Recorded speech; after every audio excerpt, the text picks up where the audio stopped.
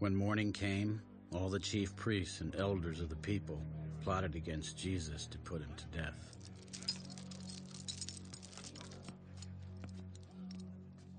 And when they had bound him, they led him away and delivered him to Pontius Pilate, the governor. Then Judas, his betrayer, seeing that he had been condemned, was remorseful, and brought back the 30 pieces of silver to the chief priests and elders. I have sinned by betraying innocent blood. What is that to us? You see to it. Then he threw down the pieces of silver in the temple and departed, and went and hanged himself. But the chief priests took the silver pieces. It is not lawful to put them into the treasury, because they are the price of blood. And they consulted together and bought with them the potter's field to bury strangers in. Therefore that field has been called the field of blood to this day. Then was fulfilled what was spoken by Jeremiah the prophet. And they took the 30 pieces of silver, the value of him who was priced, whom they of the children of Israel priced, and gave them for the potter's field, as the Lord directed me. Now Jesus stood before the governor. Are you the king of the Jews? It is as you say. And while he was being accused by the chief priests and elders, he answered nothing. Do you not hear how many things they testify against you? But he answered him not one word, so that the governor marveled greatly. Now at the feast the governor was accustomed to releasing to the multitude one prisoner whom they wished. And at that time they had a notorious prisoner called Barabbas. Therefore, when they had gathered together, Pilate said to them, Whom do you want me to release to you? Barabbas or Jesus, who is called Christ? For he knew that they had handed him over because of envy. While he was sitting on the judgment seat, his wife said to him, Have nothing to do with that just man, for I have suffered many things today in a dream because of him. But the chief priests and elders persuaded the multitudes that they should ask for Barabbas and destroy Jesus. Which of the two do you want me to release to you? Barabbas! What then shall I do with Jesus, who is called Christ? Let him be crucified! Why? What evil has he done? But they cried out all the more. Let him be crucified! When Pilate saw that he could not prevail at all, but rather that a tumult was rising, he took water and washed his hands before the multitude.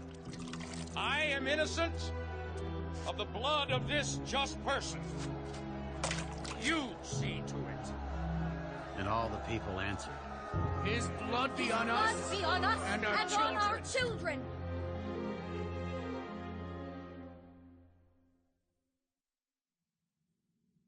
Then he released Barabbas to them.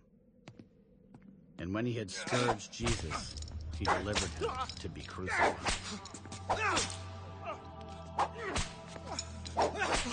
Then the soldiers of the governor took Jesus into the praetorium and gathered the whole garrison around him. And they stripped him and put a scarlet robe on him. When they had twisted a crown of thorns, they put it on his head, and a reed in his right hand. And they bowed the knee before him and mocked him. Hail, King of the Jews! Then they spat on him and took the reed and struck him on the head.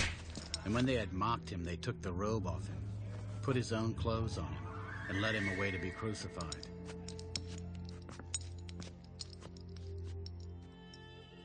Now as they came out, they found a man of Cyrene, Simon by name. Him they compelled to bear his cross.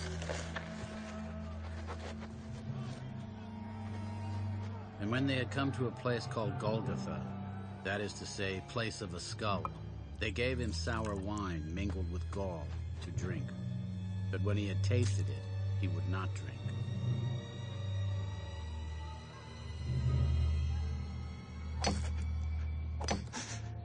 Then they crucified him and divided his garments, casting lots, that it might be fulfilled which was spoken by the prophet.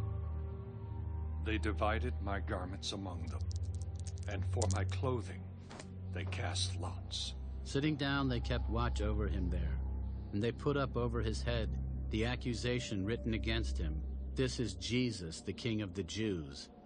Then 2 robbers were crucified with him, one on the right and another on the left. And those who passed by blasphemed him, wagging their heads. "You who destroy the temple and build it in 3 days, save yourself. If you are the Son of God, come down from the cross." Likewise the chief priests also, mocking with the scribes and elders, said, "He saved others. Himself he cannot save. If he is the King of Israel, let him now come down from the cross, and we will believe him. He trusted in God. Let him deliver him now if he will have him. For he said, 'I am the Son of God.'" Even the robbers who were crucified with him reviled him with the same thing. Now from the 6th hour until the 9th hour, there was darkness over all the land.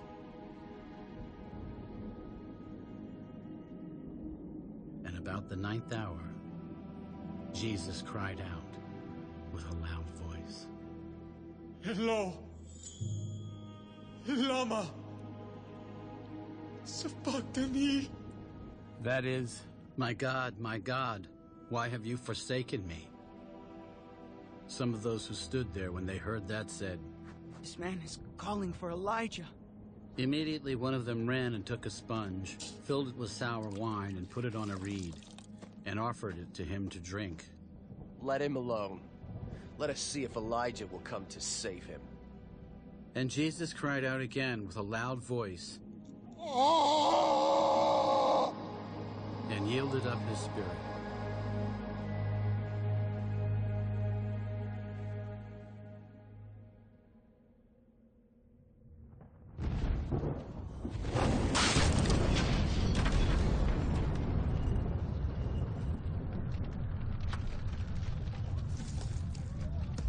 Then, behold, the veil of the temple was torn in 2 from top to bottom.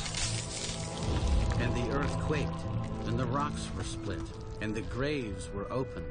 And many bodies of the saints who had fallen asleep were raised. And coming out of the graves after his resurrection, they went into the holy city and appeared to many. So when the centurion and those with him who were guarding Jesus saw the earthquake and the things that had happened, they feared greatly. "Truly, this was the Son of God." And many women who followed Jesus from Galilee, ministering to him, were there, looking on from afar, among whom were Mary Magdalene, Mary the mother of James and Joses, and the mother of Zebedee's sons.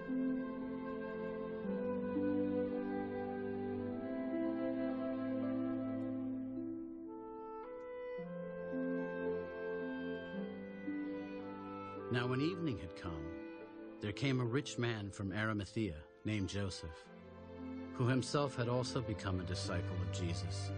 This man went to Pilate and asked for the body of Jesus. Then Pilate commanded the body to be given to him. When Joseph had taken the body, he wrapped it in a clean linen cloth and laid it in his new tomb, which he had hewn out of the rock.